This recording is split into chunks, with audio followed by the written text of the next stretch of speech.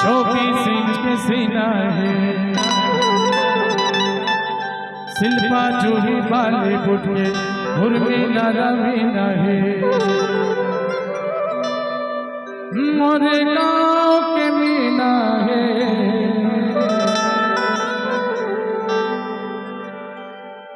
अरे पैसा है ताको करिश्मा करीना, अरे पैसा है ताको करिश्मा करीना, अरे जीना है तो पीना है 24 इंच के सीना है, जीना है तो पीना है 24 इंच के सीना है, शिल्पा जूही बॉलीवुड उर्मिला रवीना है।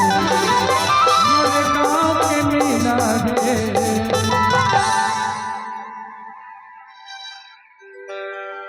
अरे पैसा है